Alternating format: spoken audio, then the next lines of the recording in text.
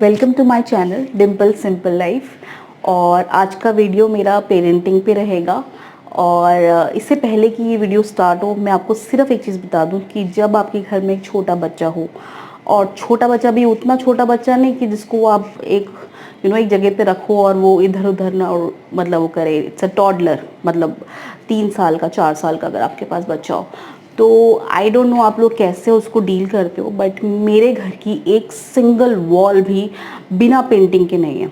सिर्फ एक ये वॉल है जो कि विदाउट पेंट है, जिसमें कि मतलब जिसको मैं रेफ़र कर सकती हूँ किसी भी चीज़ के लिए, क्योंकि इसमें वो ड्रॉ नहीं कर पाई। अदरवाइज़ मेरी हर मतलब कमरे की, बेडरूम, ड्राइंग रूम, हर कमरे का जो वॉल है उसमें कुछ ना कुछ फेस पेंट हो रखा है।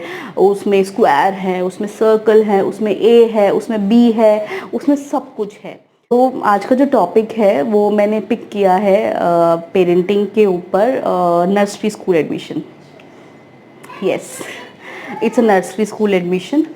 और पिछले साल मैंने इसका नर्सरी स्कूल के लिए अप्लाई करना शुरू किया था। और मैं बता नहीं सकती कि मैंने उसमें पीएचडी हासिल कर ली है।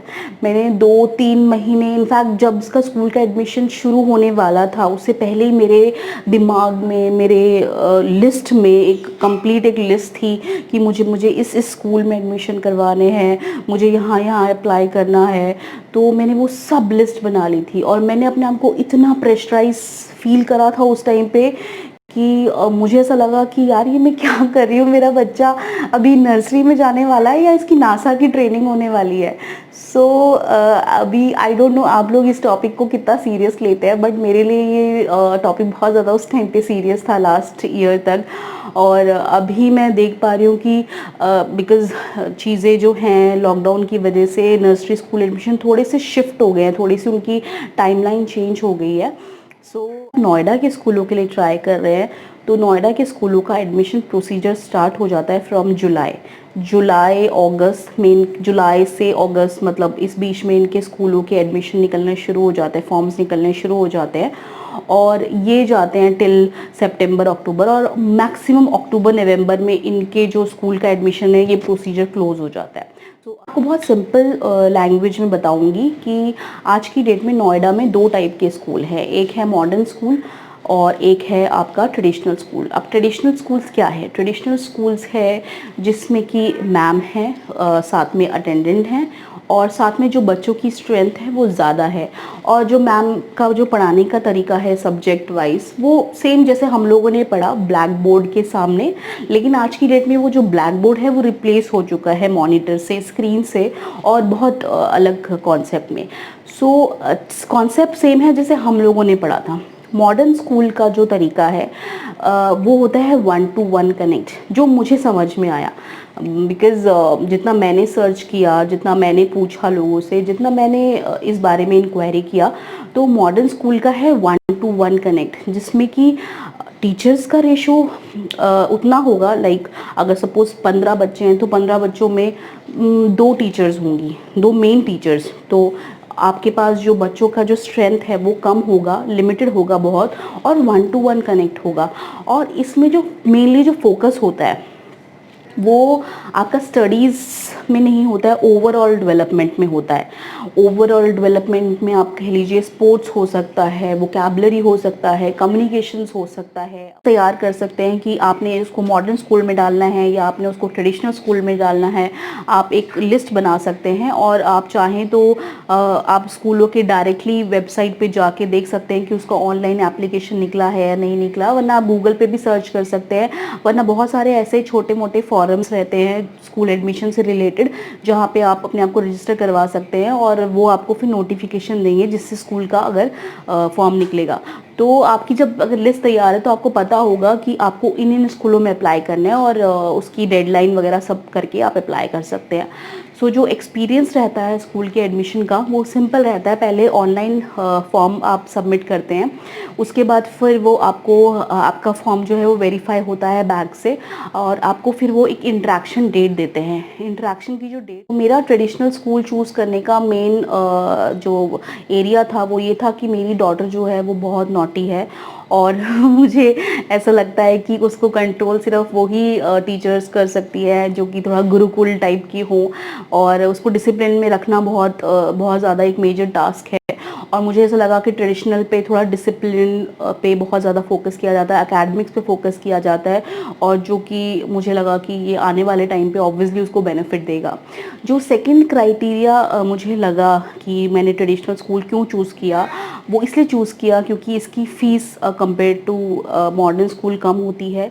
इनकी नोएडा के स्कूलों में बिकॉज़ ये इंटरेक्शन बेस्ड होता है, तो बच्चे को थोड़ा बहुत अगर आप सिखा सकें राइम्स हिंदी और इंग्लिश की, उसको कलर रिकॉग्निशन अच्छे से सिखा सके, उसको शेप रिकॉग्निशन अच्छे से सिखा सके, तो बहुत इनफ होगा।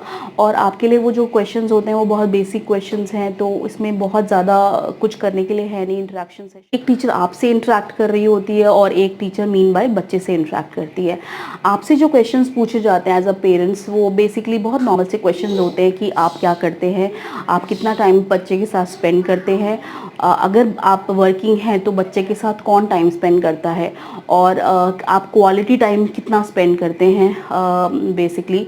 और कुछ आपको सिचुएशंस दी जाती है, मतलब ज़रूरी नहीं है कि हर स्कूल का पैटर्न एक जैसा हो, बट 2-3 क्वेश्चंस जो हम लोगों ने फेस किए कुछ स्कूलों में बहुत कॉमन थे कि पहला जो बच्चे से इंटरेक्शन रहता है, जो हम 7-8 स्कूल में हम इंटरेक्शन के लिए गए लास्ट ईयर, सो जो बच्चे के साथ जो इंटरेक्शन था वो बहुत मतलब बहुत छोटा सा होता है कि आपका नाम क्या है, अच्छा आपको टॉफ़ी पसंद है, डू यू लाइक टॉफ़ी, अगर टॉफ़ी लेने के बाद उसने थैंक यू बोला तो वही कर्टसी में आ जाता है, उसको अप्रिशिएट किया जाता है।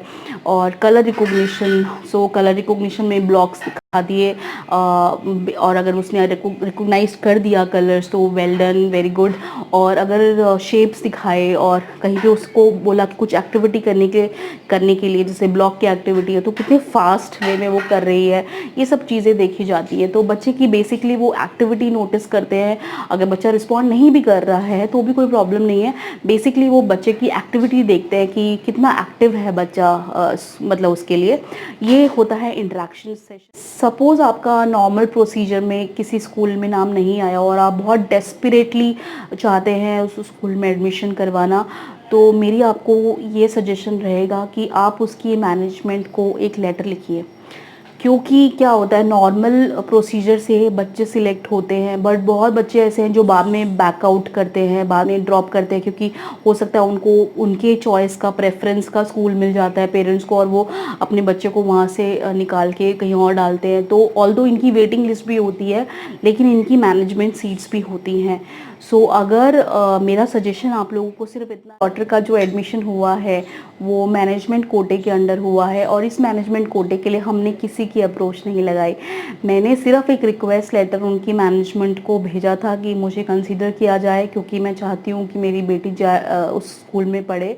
और बहुत कम लोगों को ये चीज़ें पता होती है कि ऐसी रिक्वेस्ट कंसीडर की जाती है, जैसे मुझे भी नहीं पता थी, बट मैंने जब अपना लक ट्राई किया और वो चल गया, तो मुझे लगा कि इस पर एक मेरे को आप लोगों को एक शेयर करनी चाहिए चीज़, क्योंकि बहुत हम लोग होपलेस हो जाते हैं अगर हम लोग। स्कूल्स की जो प्रोसीजर होता है वो बहुत सिंपल है, ऑनलाइन एप्लीकेशन निकलती है, आपको फिलअप करना पड़ता है, और इसके बाद पॉइंट्स बेस पे ये लोग मेरिट बनाते हैं, जिसमें बहुत सारे पॉइंट्स होते हैं, नेबरहुड पॉइंट्स होता है, सिबलिंग होता है, स्टाफ होता है, एलुमनाई होता है, तो बहुत सारे ऐसे पॉइंट्स होते हैं जिनके बेस पे ये लोग एक मेरिट बनती है, और उसके बाद ये लोग लकी ड्रॉ निकालते हैं, या जो भी प्रोसीजर है इनका बहुत नॉर्मल प्रोसीजर होता है। सो दिल्ली स्कूलों का एडमिशन प्रोसीजर बहुत सिस्टमैटिकली चलता है, but of course management seat वहाँ पे भी एप्लीकेबल होती हैं। और अगर आप चाहें, अगर आपका किसी भी दिल्ली स्कूल में अगर आप चाहते हैं कराना, तो आप उनकी मैनेजमेंट को इस टाइप का लेटर लिख सकते हैं। ऑल्दो मैंने सिर्फ नोएडा के स्कूल में ये किया था, मैंने दिल्ली के स्कूल में इसलिए प्रेफरेंस नहीं दिया था बिकॉज़ मुझे नोएडा के ही जो मेरा प्रेफरेंस था उसी स्कूल में एडमिशन मिल गया, तो मैंने दिल्ली के लिए इतना ट्राई नहीं किया। ऑल्दो मैंने दिल्ली के स्कूल भी फिल किए थे, बट मैंने इतना उस पर कोशिश नहीं करी। लेकिन अगर आप दिल्ली में रहते हैं और आप दिल्ली में चाहते हैं तो आप ये वाली चीज़ दिल्ली में भी कर सकते हैं, क्योंकि जिस फॉरम में मैंने ये रेफरेंस देखा था कि ऐसा होता है मैनेजमेंट सीट, तो उस फॉरम में जो लेडी थी जिन्होंने अपना एक्सपीरियंस शेयर किया था, उन्होंने बताया था कि उनका दिल्ली के बहुत अच्छे स्कूल में मैनेजमेंट थ्रू और ऐसे ही रिक्वेस्ट लेटर से ही उनका बेटी का हुआ एडमिशन। तो इसलिए मैंने वो चीज़ अपने लिए ट्राई करी और अब मैं आप लोगों को ये चीज़ बता रही हूँ। तो आप चाहें तो आप भी अगर दिल्ली स्कूल में अप्लाई करें, very best for this admission procedure. तो आपका जो ये जो एडमिशन प्रोसीजर का जो मिशन है, मंगल मिशन, वो एकम्प्लिश्ड हो आपके चॉइस पे, आपकी प्रेफरेंस के